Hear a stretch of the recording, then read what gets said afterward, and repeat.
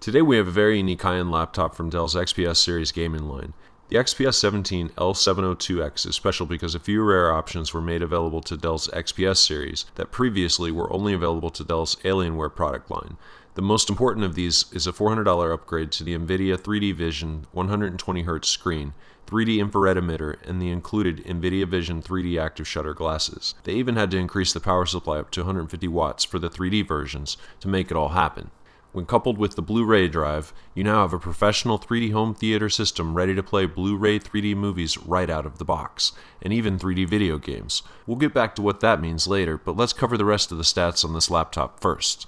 Under the hood, we've got an Intel Core i7-2630QM quad-core processor, 16 gigs of RAM, yes you heard that right, 16 gigs of RAM for the very serious PC user. The hard drive space is also enormous on this machine, with 2 terabytes of space to hold all the 3D media and games. The laptop actually has 2 spots for 2.5-inch laptop-size hard drives, so it actually has 2 1TB hard drives inside. A dedicated gaming-quality video card, the NVIDIA 550M, that has its own 1 gig of video RAM on board. Not only is the screen NVIDIA 3D Vision and 120Hz as I mentioned before, it's also 17 inches and 1920 by 1080 Full HD. It's huge. You'll forget you're on a laptop. Huge. The optical disk drive I mentioned earlier can read and write both CDs and DVDs, but it can only read Blu-ray disc. So it's not a Blu-ray burner as I had hoped when I first read the description myself. Dell included a JBL Audio 3-speaker surround system that has a very large sub that gives it surprising bass. It also has 2 headphone jacks that's nice for sharing a 3D movie on an airplane. It has an HDMI port to display your laptop on a large TV or projector, but please note that 3D will not be supported unless the TV is 120 Hz or higher. More on this part later. It also has 3 USB slots, 2 of them are USB 3.0 and the other is a USB 2.0. Other ports include an eSATA port, 1/4-inch analog microphone input, 9-in-1 card reader for your photos, and a Dell-style mini display port. It has a web camera, a full 100-key keyboard with number pad, and the usual touchpad that you might expect. It has a normal wired RJ45 internet port, but there is also a Bluetooth and wireless and internet on the removable LAN card internally. It also has a currently empty slot internally for a mini PCI Express card. These can be used for things like TV tuners, cellular Wi-Fi, also known as WWAN, or even SSD hard drives. Again, on this laptop, that spot is currently empty, so don't expect an SSD, cellular Wi-Fi, or a TV tuner unless you want to do that upgrade on your own later. And it includes 1 pair of 3D glasses with the laptop. That's quite a powerhouse of hardware, so before we get into all the details of how 3D works, let's look at the negative aspects of this laptop in fairness. We only found 3 things worth complaining about. 1. The laptop is seriously heavy at 8 pounds. It's like carrying a baby. And it will be your baby, and you will love it anyway, even if it's a little bit on the heavy side. 2.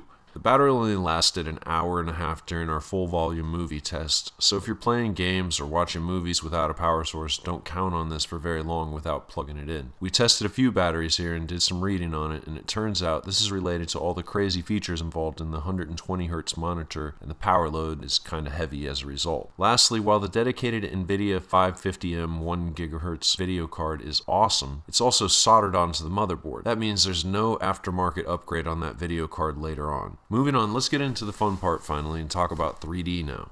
First, we need to mention that 3D can be turned on and off as needed. Even in games and movies that support 3D, it can be toggled in the Windows display property. There are several different types of 3D.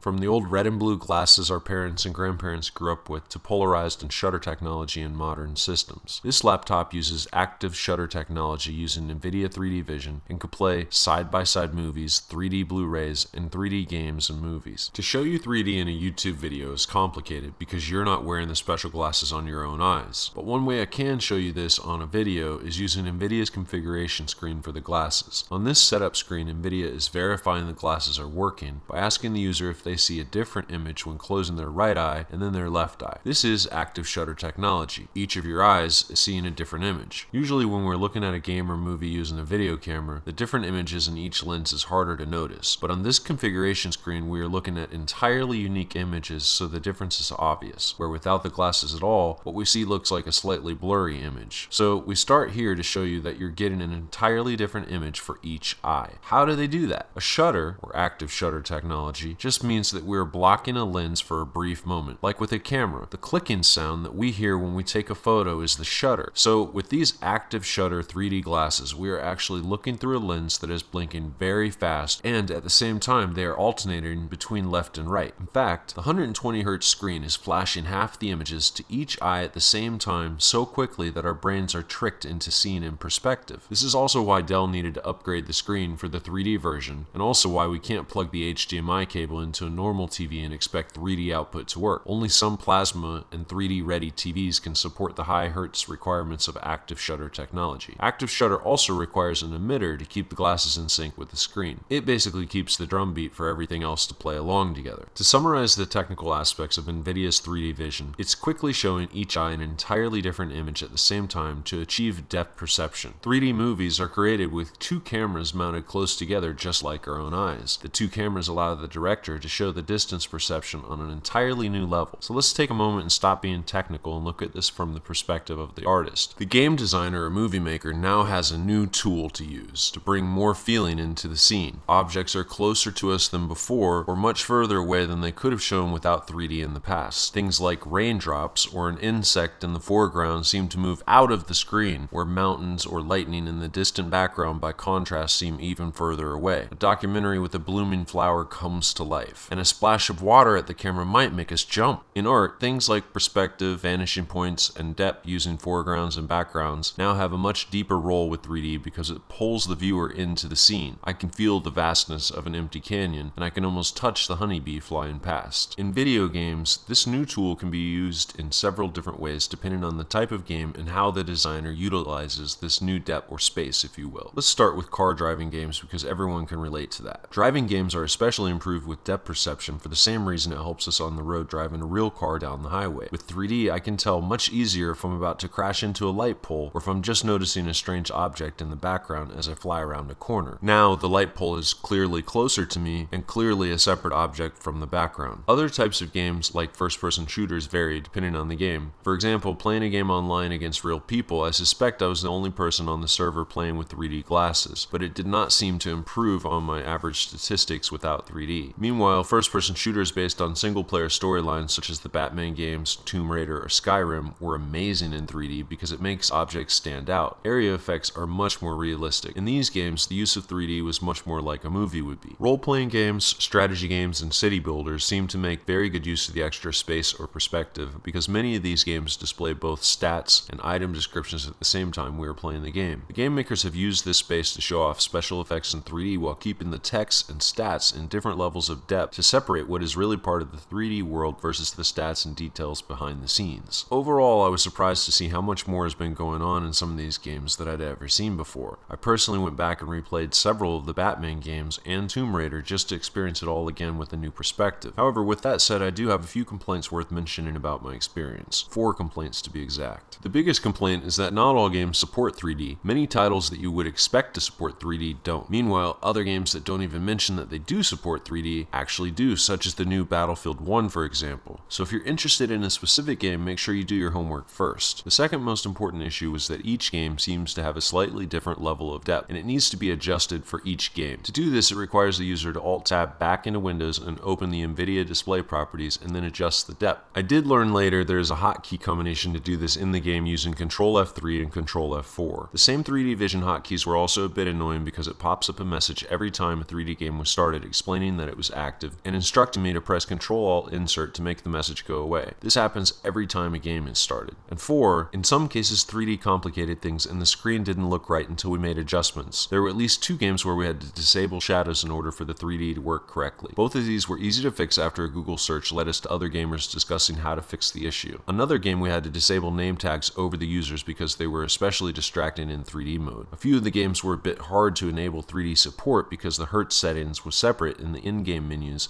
and at first we did not think it supported 3D. And only thanks to persistence and digging did we notice the hertz setting at the bottom of an advanced video adjustments menu in the game settings. Finally, let's talk about the rest of the software. It comes with a fully activated Windows 10 with Cortana, the new voice-activated personal assistant, and Microsoft Office. We've tested several other applications for photo and video editing, and it performed excellent, but we would expect nothing less for an i7 quad-core with 16 gigs of RAM and a gaming-class video card. Overall, my review of of the Dell XPS17 L702X 3D laptop was a very educational experience. I was surprised to see they were able to fit all of this hardware into this machine in the first place. The design of this laptop is very nice when it comes to repairs and upgrades. It has tons of potential for future modifications, and it was produced in large volumes, so the parts are widely available, which you can't say about the Alienware laptops it compares to. The most unique feature by far, though, is the 3D screen. Glasses and infrared emitter making this laptop especially rare. You don't see a portable 3D system every day. Anyway, that is all, and thank you for watching.